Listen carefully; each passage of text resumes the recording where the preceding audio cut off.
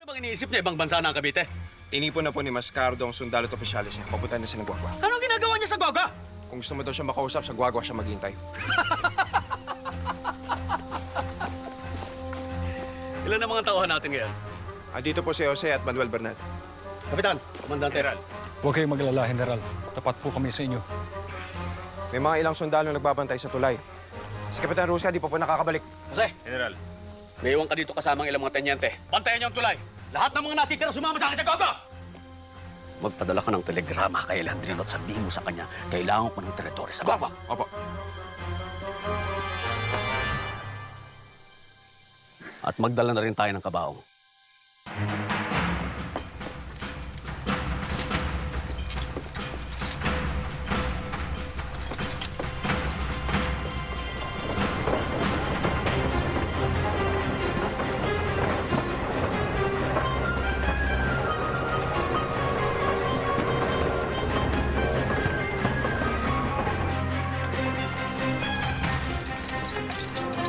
Mukhang magkakaroon po ng malaking kaguluhan sa may Guagua. Nag-aabang na po si General Mascardo kasama ang mga sundalo niya sa pagdating ni General Luna. Kailangan mo na magpasya.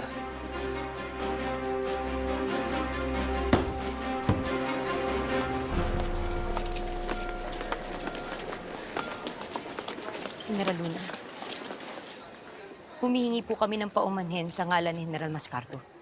Mga taga-Cruz Roja. Alam ko. General, hindi humaari magkaroon ng gantong gulo sa pagitan ng kapwa Pilipino. May punto siya, Hindi ko ginusto to, Komandante. Bini-bini, General, sabihin mo kay General Mascardo na binibigyan ko pa siya ng isang pagkakataon para sumuko ng mapayapa. Nasa mga kamay niya ang lahat.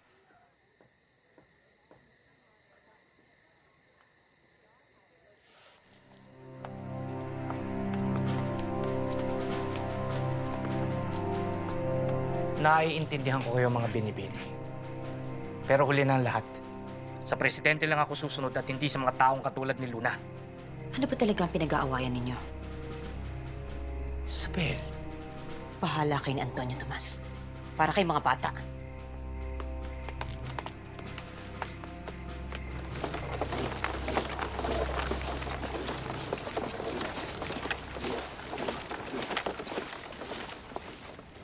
General, Ako, bakit po? nagpadala ka nga ng telegrama sa Bagbag. Alamin mo sitwasyon nila doon. May bilin po ba kayo? Kumustahin mo na lang sila.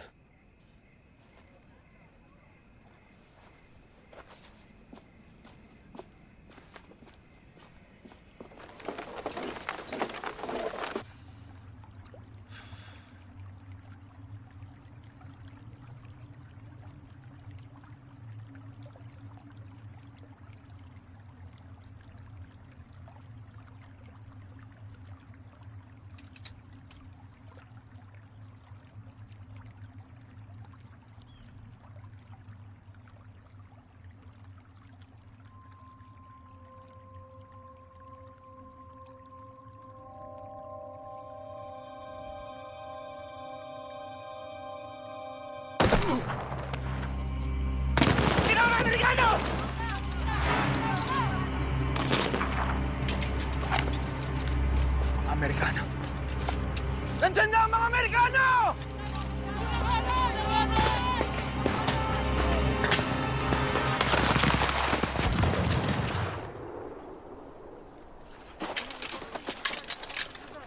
Sige! Barilin ninyo ako! Ito na ako!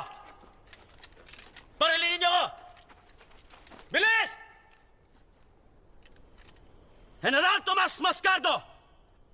Nandito ako para arestuhin ka sa ngalan ng hukbong sandatahan ng Republika ng Pilipinas. Magpakita ka!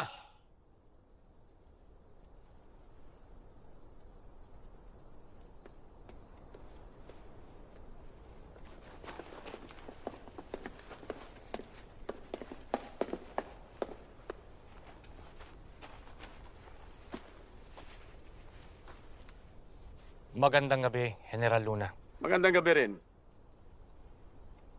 Umaasa ako na susuko ka ng mapayapa. Sinabi ko na sa'yo, kung gusto mo ko ipakulong, magdala ka ng kabaong.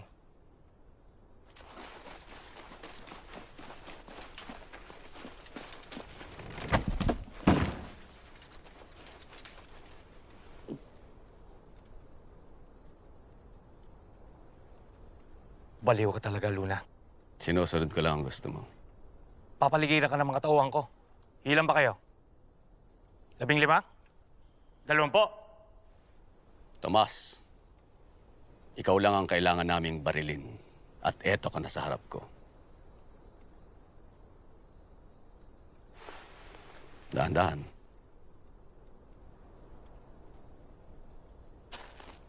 Isipin mong mabuti ang gagawin mo. Alam niyo ang gagawin niyo? Kayang-kaya natin ubusin.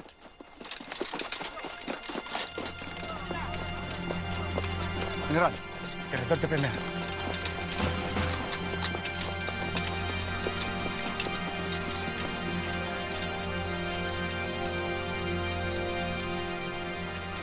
Ano na?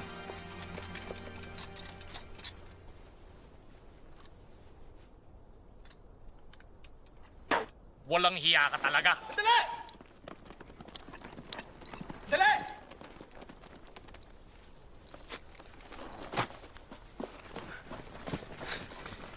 General,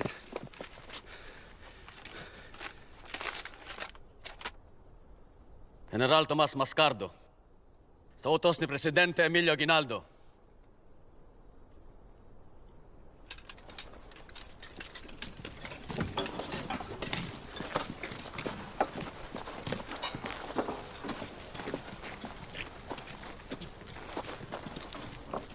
salamat, Tomas.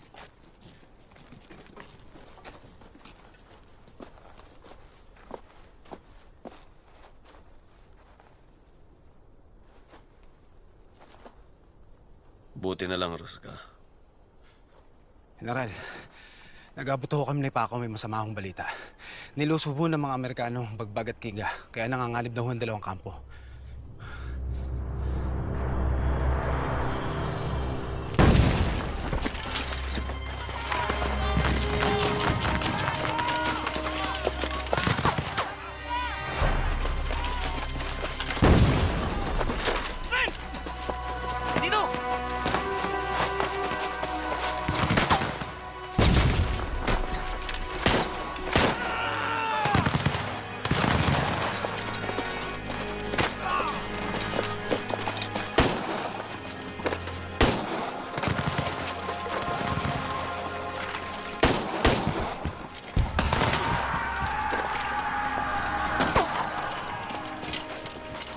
punyeta!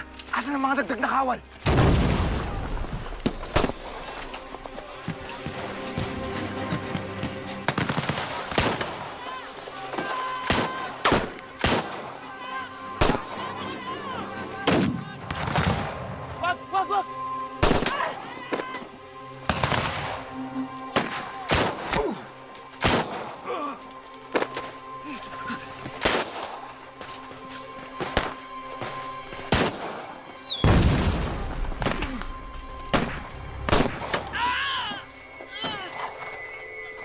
Ruben!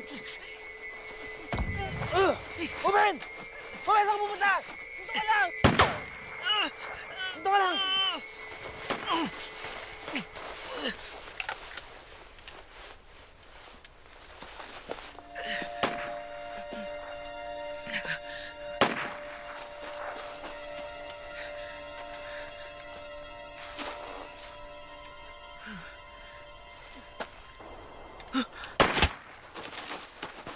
Abante!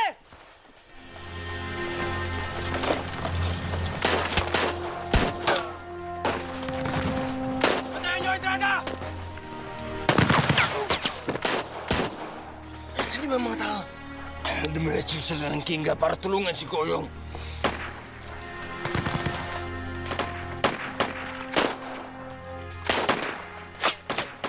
Hoven, General, nakakakilos ka pa ba? Pwede ka dito!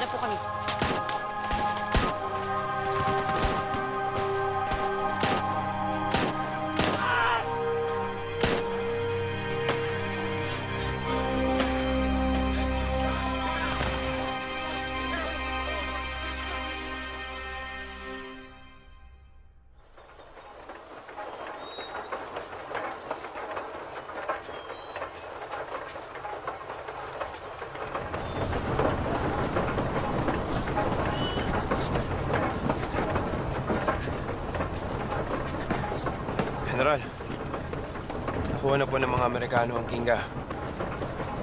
Sina General Del Pilar po, umatras na po sa San Fernando.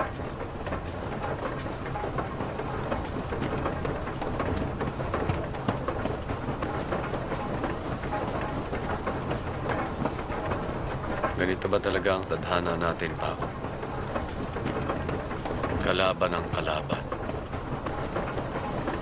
Kalaban ang kakampi.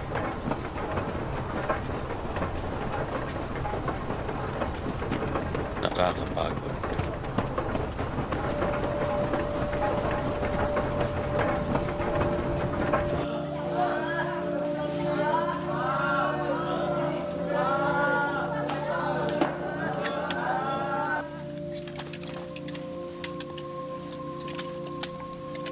Hindi napigilan ni Luna ang pagbabante ng mga kalaban. Kailangan humingi tayo ng tigil putukan para makipag-usap sa mga Amerikano. Sabihin na natin na mas marami ang mawawala sa atin. Pero hanggang saan ang kaya ng Amerika? Alam niyo ba kung gaano kalaki ang ginagastos nila sa gerang ito? Si General Luna po.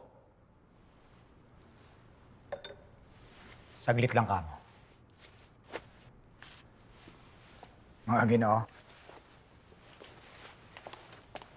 Dalin niyo mga baso niyo.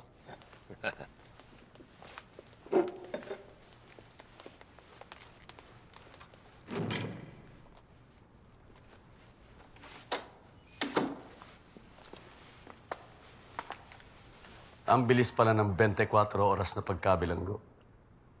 Kaya nga sumuko ako ng mapayapa eh. Alak,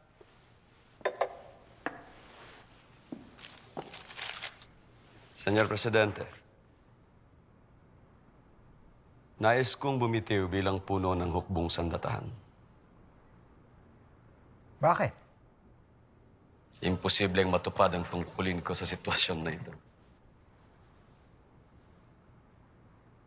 Lalo pat nabalitaan ko na nakalaya na rin ang dalawang traidor na sina Paterno at Buen Camino. Kagalang-galang silang mga mamamayan.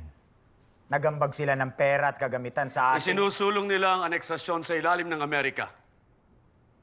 Habang ako at ang ating mga sundalo ay nakapain na nakikipagdigma sa bansang kinakaibigan nila. Hindi ko matatanggap ang kataksilan na yan hanggat buhay ako. General Luna, isa kang henyo pagdating sa labanan, pero wala kang alam sa politika. Kung pagpapalaya sa mga traidor ang pakikipolitika, ayoko maging bahagi niyan.